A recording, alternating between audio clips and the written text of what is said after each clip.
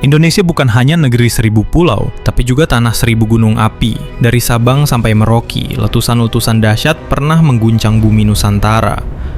Dalam 7 menit ke depan, kita akan menyelami sejarah letusan gunung berapi paling berpengaruh dalam perjalanan negeri ini. Sekitar 74.000 tahun lalu, Gunung Toba meletus dan menciptakan kaldera raksasa yang kini menjadi Danau Toba. Letusan ini tergolong supervolcano dan dipercaya menyebabkan perubahan iklim global serta menyusutkan populasi manusia secara drastis. Salah satu letusan terbesar sepanjang sejarah bumi. Tahun 1815, Gunung Tambora di Pulau Sumbawa meletus dahsyat.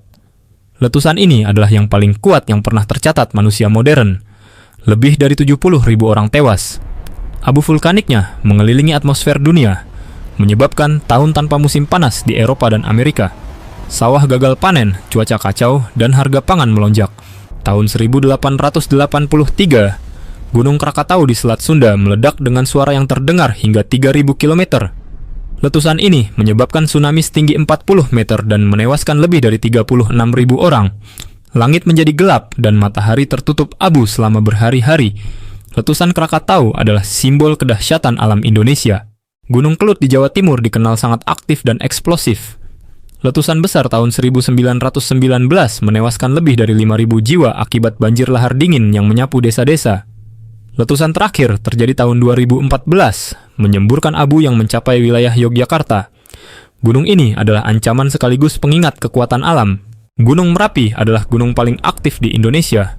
Letusan tahun 2010 adalah salah satu yang paling mematikan. Awan panas atau wedus gembel menyapu lereng gunung, menewaskan ratusan orang. Salah satu korban yang paling dikenang adalah Mbah Marijan, juru kunci Merapi, yang meninggal dalam pengabdiannya. Merapi terus beraktivitas hingga hari ini. Gunung Semeru adalah atap Jawa. Letusan besar terjadi tahun 2021, mengirimkan awan panas dan menimbun beberapa desa. Warga dievakuasi dalam kondisi darurat, sementara lumpur panas menyapu jalanan.